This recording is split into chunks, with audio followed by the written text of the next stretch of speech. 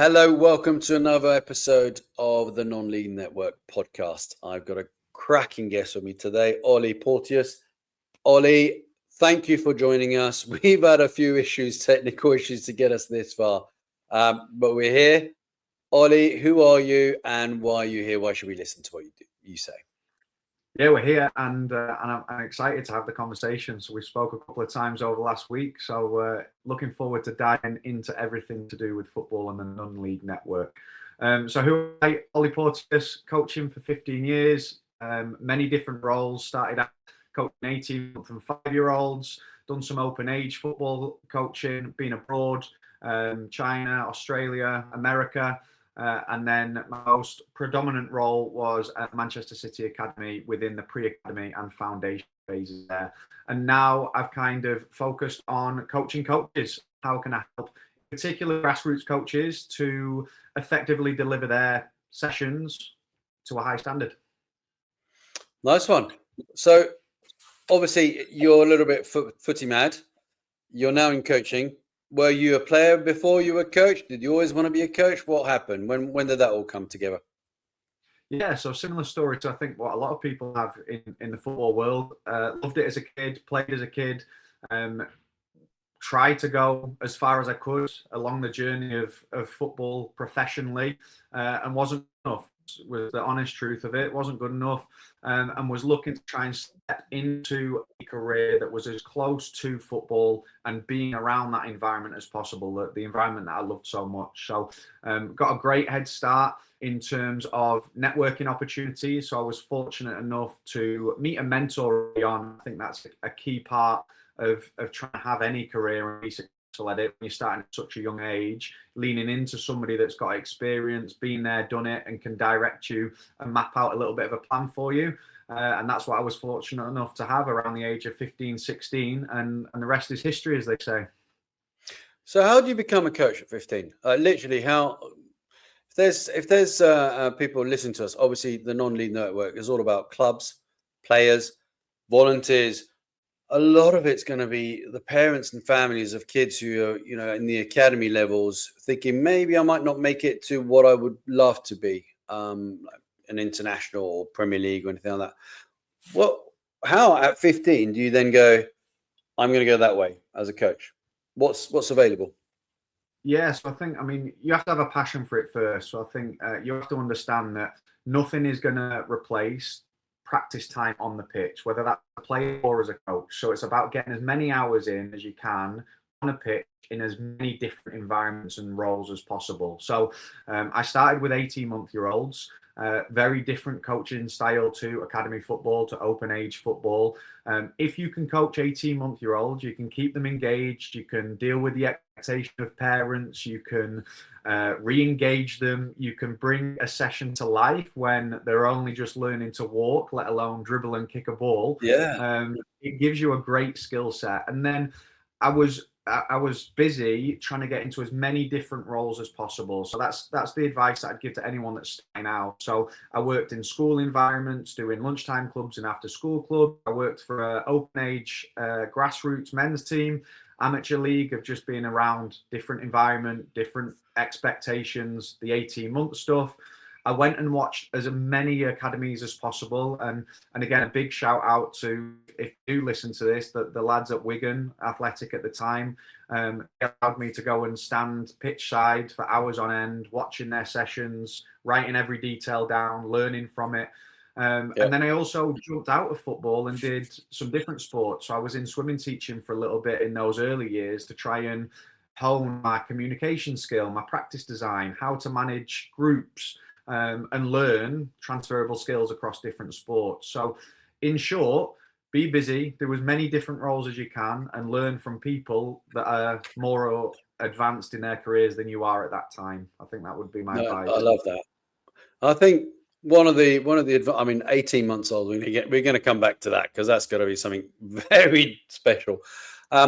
When you're 15, 16 and you're passionate about football, it's not a big leap to then say, go and learn about it, go and get involved, go and watch what's going on in clubs and in coaching academies or anything like that. That interest should be there. the opportunities to do so might be a little bit more difficult. So did you have anyone open up doors for you or anything at that stage when you went, there's an actual system to develop coaches in your teenage years?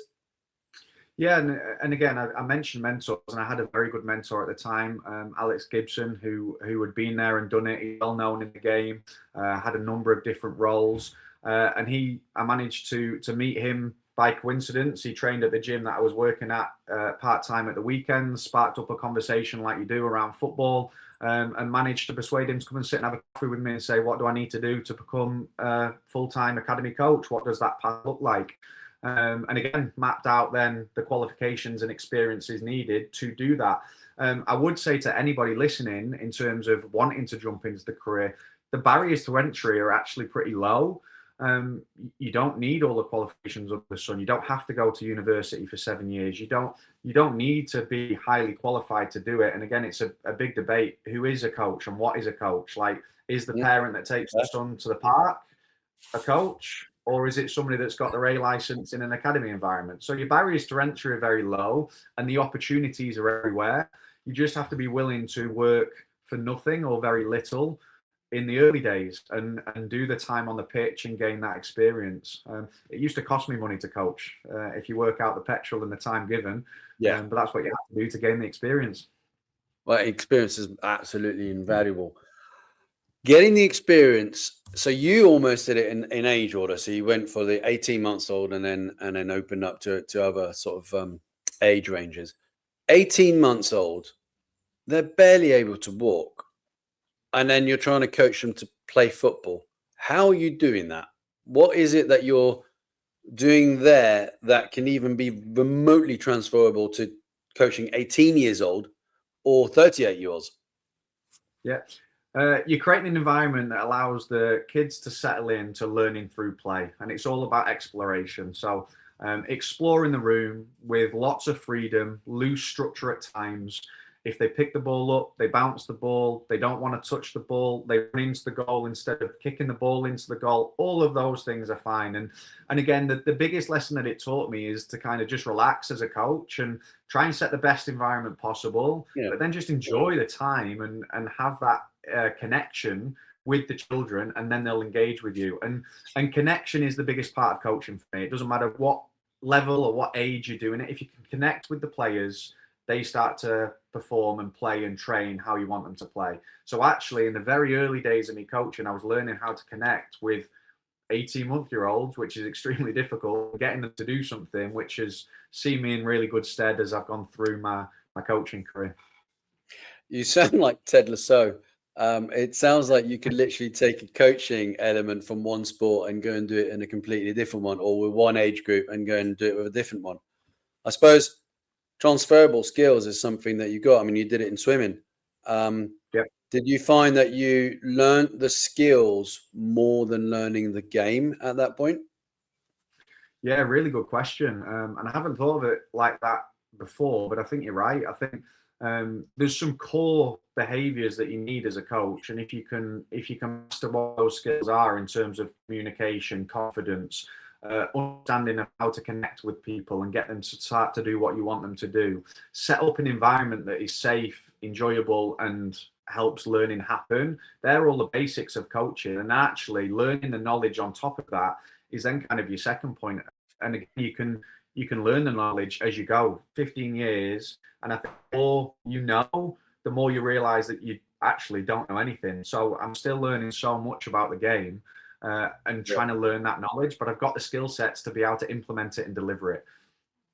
Yeah, I mean, that it helps. I mean, at the moment you're at Manchester City, and you and I have had conversations about you meeting up with Pep and seeing how he approaches things.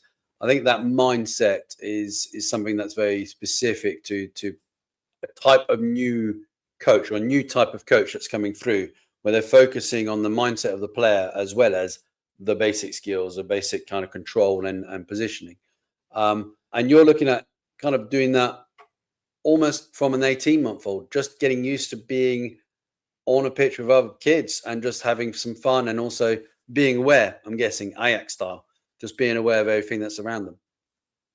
I mean, getting out there and just taking charge of the environment. So again, at that age, you've normally been sat in a classroom and you've been taught to for the whole time. You get thrown onto a pitch and you're the person in charge of that environment. So actually learning leadership skills and taking charge of that environment. This is yours now to navigate and help the players navigate whatever session you're doing. That's a skill set in itself. So and it gave you a great foundation of just learning as I was going. Yeah, superb. Listen, when you're that age, I find this with referees as well at the non-league level. I'll be honest, there are some referees who are 14, 15, 16, and they're refereeing matches that are younger than them. And actually, I've seen 16-year-old referees referee like grown-up Sunday leagues or anything like that. Did you have to learn new ways of communicating yourself? Did you have to actually improve your own communication skills and presentation skills to the kids, or do you feel that was relatively natural for you? Yeah, no, I think an element of it was natural. I think I always had a good way of communicating with children, communicated very effectively in terms of didn't talk too long, was able to get onto their level and connect with them. And again, during my time doing the amateur and the open age stuff, I was able to do that also. I mix between the age groups and pitching at the delivery needed. But it comes from spending so much time on the pitch. So around that age, 15 to sort of 17, I was coaching 6-7 times a week across 6 different coaching roles. So I was on the pitch in front of parents and children so much that you start to hone that skill very quickly. Yeah, I've talked about this with a couple of people. That I think Matt Jarvis, he played 100 times for Gills. I said, once you've done something 100 times, or you spent 100 hours doing and honing in on a skill, you then move on to the next level where you're a bit more of an expert. So as you're doing this 6 days a week and you're coaching, it won't take you long to actually hone your skill and hone your craft, basically, and just become a bit more of an expert. So you then went through various different jobs, on the swimming one, different coaching roles. You've ended up at a little club in Manchester. What age group are you coaching as we speak? Yeah, so I'm across the pre-academy phases, so under 8s at the moment. I have taken more of a step back in terms of focusing on some of my own coach education and things like that. But again, across the pre-academy and across my time there, I've spent a lot of time across pre-academy, so that's under 7s all the way up to foundation phase, which is under 11s. So that's kind of where I've based my coaching career at City. Stupid question, but a lot of parents are going to be asking this. I've got a couple of daughters who've played football and hoped to get to a certain level. Can you tell in a 7 or 8-year-old that someone's actually going to make it, and what is making it? Good question, and the answer most people probably will be shocked at, but no, you can't. There is no crystal ball. There is no magic formula that can go, you've got these elements, and this is going to guarantee you making it, whatever making it is. And for making it for different people is all sorts of things. What I can say is I was surrounded by experts in their roles, from recruitment to coaching to player care, experts in every element that you can imagine. And everybody genuinely has the player's best interest at heart. How can we help them go through this journey, enjoy the journey? Now, it's pro world, the academy football. There's 18 spaces to then get into the foundation phase. Not everybody can make it, but it isn't for everybody either. Like, that is why we have non-league football, why we have grassroots football, why we have private academies, and we have holiday camps. It isn't for everybody. And what I would say is the players that do get to go along this journey is focus on the journey. We don't know what the final destination will be, whether it's through injury, not being good enough, not enjoying it enough to want to do it. Loads of different things could happen at different stages. But what you've got to do is enjoy that journey and every moment that comes with it.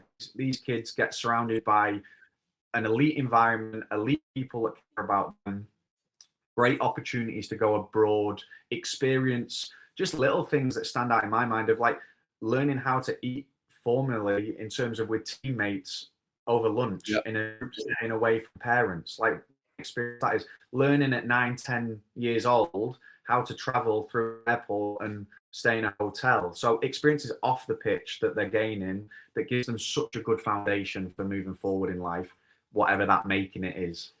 Yeah.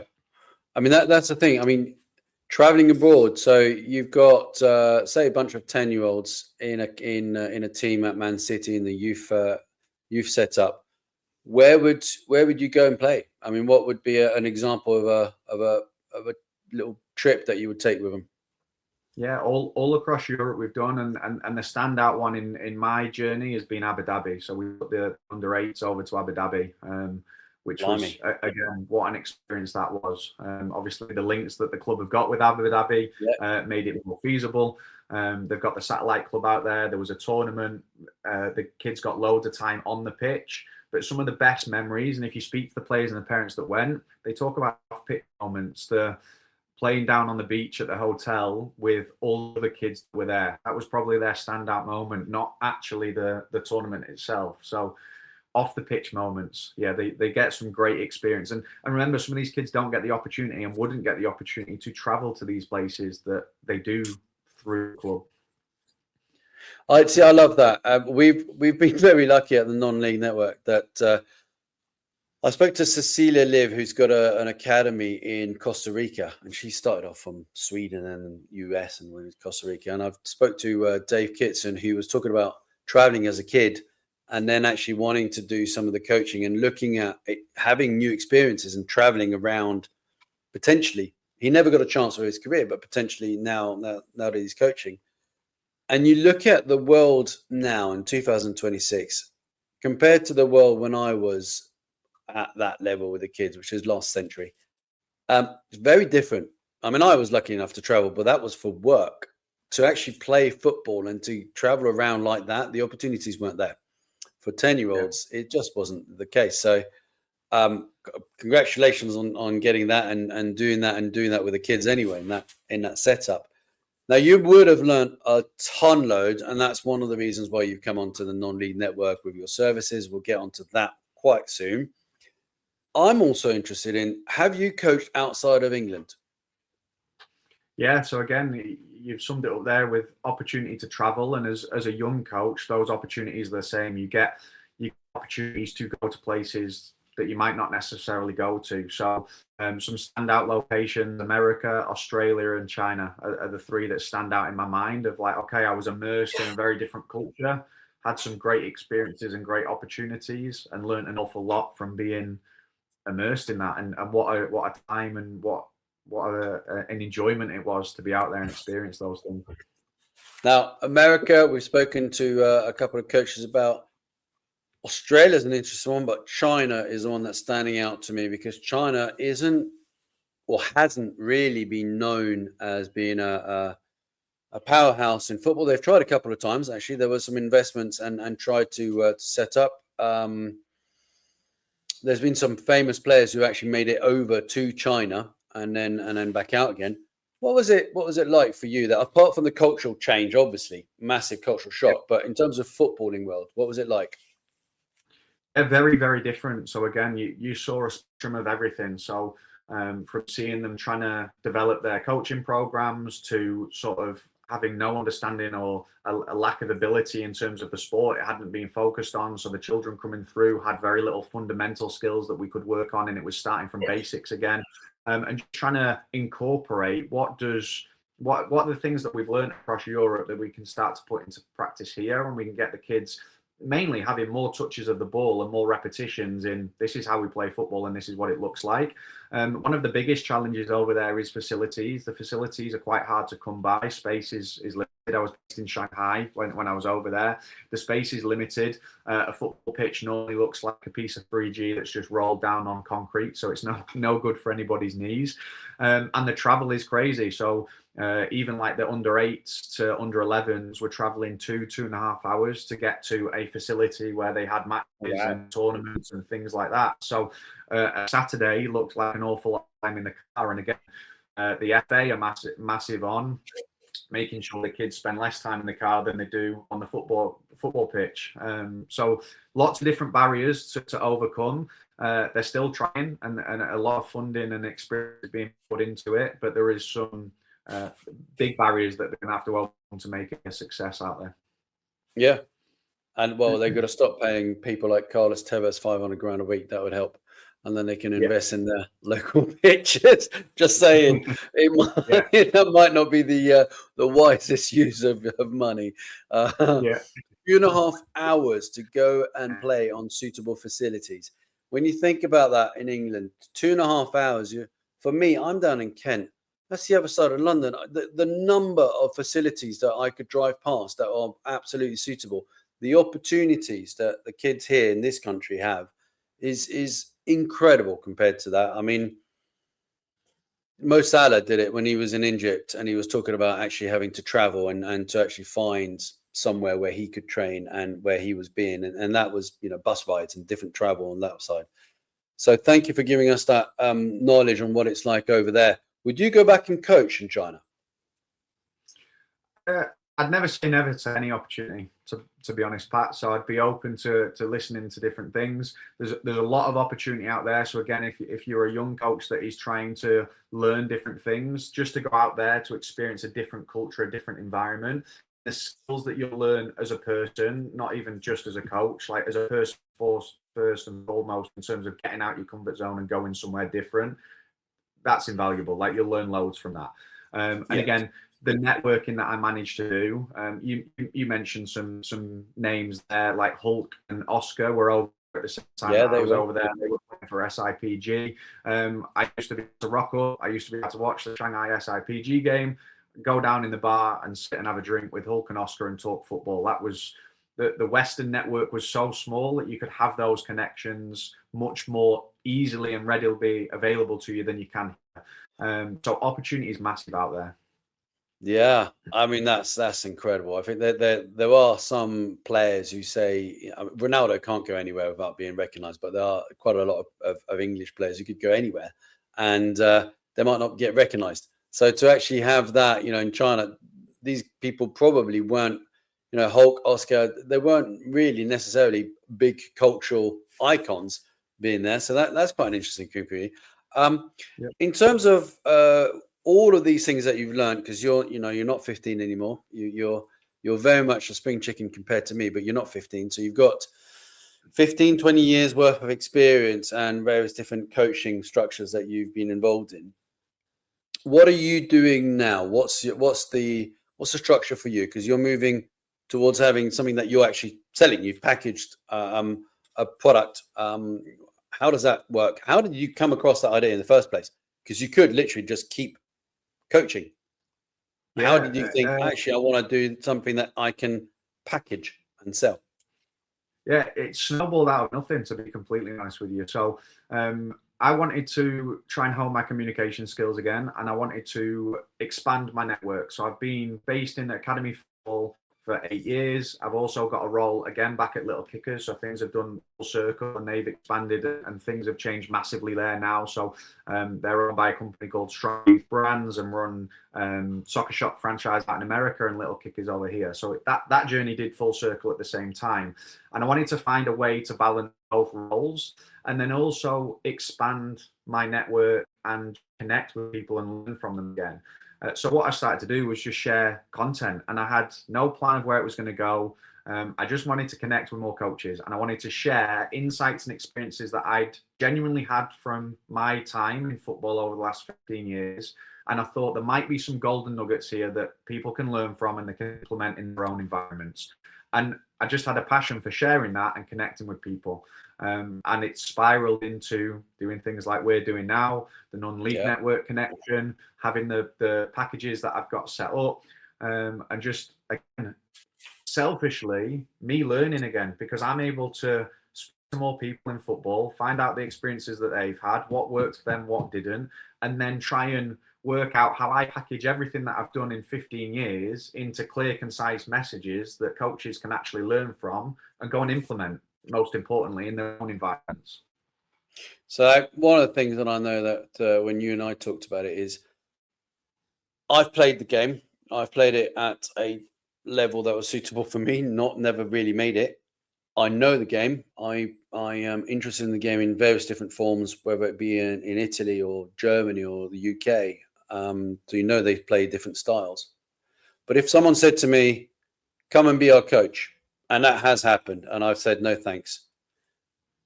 I think one of the reasons I probably said no thanks is, where the hell do you start? Where, if you've got, even if it's an under 10s or an under 12s team, it's one thing knowing how to play the game. It's a completely different thing to actually think, actually, I've got to put together some drills. I've got to put together some coaching sessions.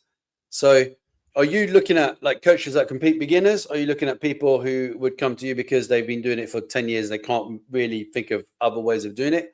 Who are you helping out, really? Yeah, it's both, to be honest, Pat. I think, again, a lot of coaches come into it, they fall into it, and they realise how much there is to it, and that can be very overwhelming, confusing.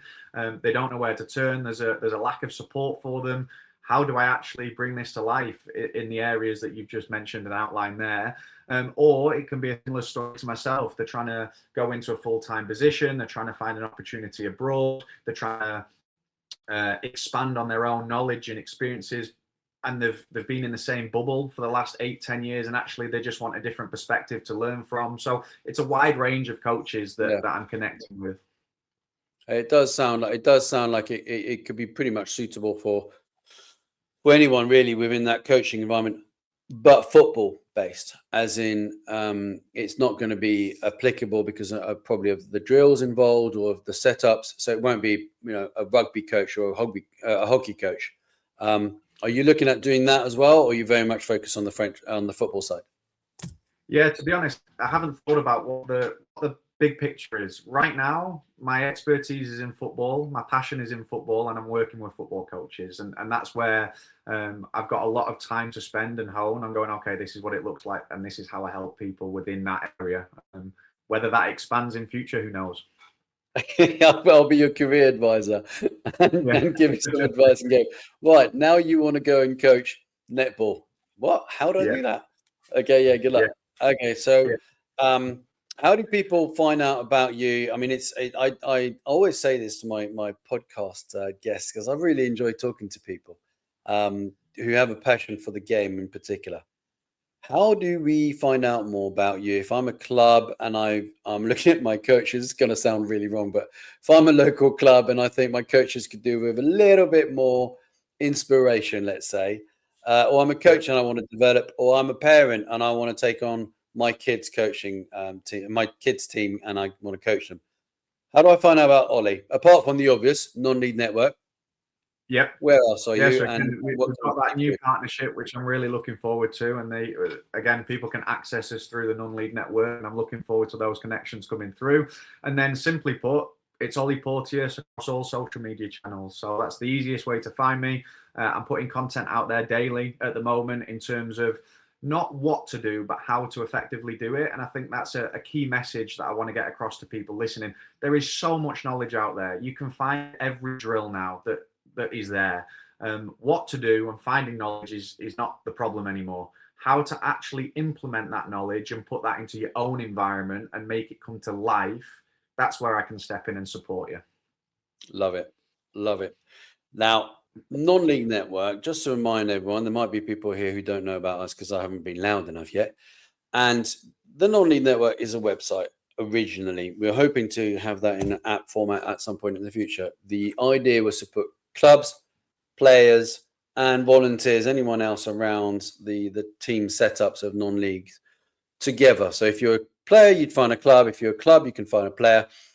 It grew to then having products and services, to having podcasts, to having elements there, maybe some recruitment's involved in there as well. There's all sorts of different satellite products and services around it. You've actually got your own part within the website now. So when someone comes onto the non-league network and they go onto that, they'll come to you and all your various different offers, starting at very basic packages and then going all the way through. So if I wanted to invest, do I need to think, okay, Russ, I need to put $2,500 aside? How does it work out basically? Yeah, look, the amount of content that I'm putting out there, there's loads of gold nuggets out there for free. And again, like I said, I started this to connect with coaches. I started to try and upskill them and just genuinely have a passion for connecting with coaches that are facing challenges and how do I overcome that. So there's loads of free content out there that you can go and engage with. And then, like you said, there's different packages, there's different products, there's different price ranges for different people at different times. And it isn't a one size fits all approach. At certain parts in your journey, there's going to be things that you think that's the right time for me to jump into. And that's what I'd say to anybody listening. That's fair. Brilliant. I promised you I would stay away from Man City and who's going to win the league. So we're not even going to have that debate. But I can imagine being in that setup where you are within a professional setup and a professional structure. Can you give us just a little bit of an idea of the difference between that for a 10, 12-year-old and a 10, 12-year-old who's learning and getting their skills in a local team? It could be their village team. So what are the main obvious differences between the two of them? Between the players themselves, what the players look like, or as in the facilities there, the players, as you said, we can't tell whether they're going to get to a particular level, but there is a lot of coaching and surrounding them. It's more the facilities and more what a surrounding of a professional setup looks like for someone who isn't involved in it. Yeah, I mean, it's world class. There's no other way of putting it. It's a huge complex, grass pitches that are perfectly cut, 3G pitches, well maintained.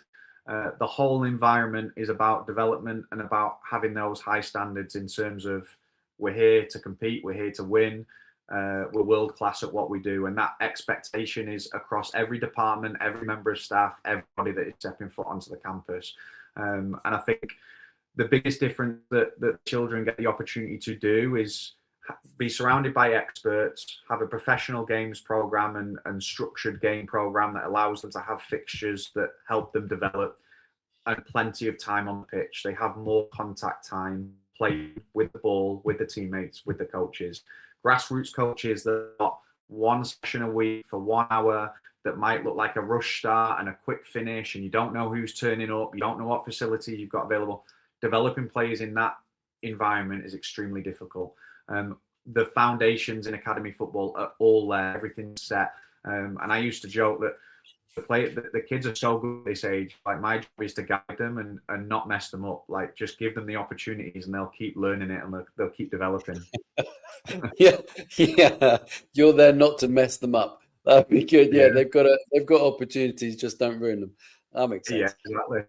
Exactly. Stop doing demos and anything under 12 doing demos. Yeah, and obviously, silly question. I'm old school. I've headed a gazillion footballs. Some of them were frozen, and I shouldn't ever have been on the pitch where it was just unplayable, but it was, and that's what happened in the 80s and the 90s. A lot of players of my generation and above have now got injuries, have now got things as a result. We know about motor neuron disease, for example. It's not necessarily linked, but to me, it makes so much sense that it could be. Are the precautions for the younger children very much there in place? So there's no heading. It's all about control of the ball under a certain height. Is that something that you see across the board? Did you see the same in China? Did you see the same? You mentioned the US and Australia. Is that across the board? I wouldn't have a clue. Or is that mainly England that's pushing it? No, I think it is across the board from my experience. Again, China were very, very up on safety, like even more so than we are here. They really didn't like the contact side of the game at all, let alone just heading the ball. Right. So that was like a big. They were allowed to do it, but they avoided it, and it wasn't encouraged in training for sure, especially around the training pitches that we were doing. States, I think, have got something very similar. And again, there's experts that know a lot more about this than I do. A lot of research has been on it. I think paramount, everybody wants the players and the young players, the children, to be safe. And then the coach's role is to then lean into the experts and try and find the parameters around, okay, what can we now do within the guidelines to keep the kids safe for the development to be real and realistic to the game. It's a fear of mine as a coach that if we never head the ball for a certain amount of years, or we don't play 99 until a certain age, when are we going to learn it, and how do you start to implement that into your session? Times have changed. You said how heavy the ball was back in your day. These balls are now scientifically developed. So the balls have moved on, and I think the coaching methods have moved on. Any good coach that I know wouldn't spend an hour doing heading, but they would be allowed to do it in game scenarios, for example. So I think it's about leaning into the experts and then finding the balance. How do we still keep development a priority and safety a priority? Yeah, fair enough. Thank you. I've got a gazillion questions, but I'm sure we'll have you on as well at a different time. I like to revisit some things with some of my guests and maybe like a question and answer format. So if there are any questions that come through from anyone who's listening to the podcast or watching the podcast, do please put them through to us at the Non-League Network. We can put them through to Olly, find out if there's anything particular that he can help out with, and really quite enlightening. Thank you very much for your time. I know we've had some technical issues, so if you're listening to the podcast and there's the odd time when it goes a little bit fuzzy, this is better than it was about an hour ago when we first tried it out.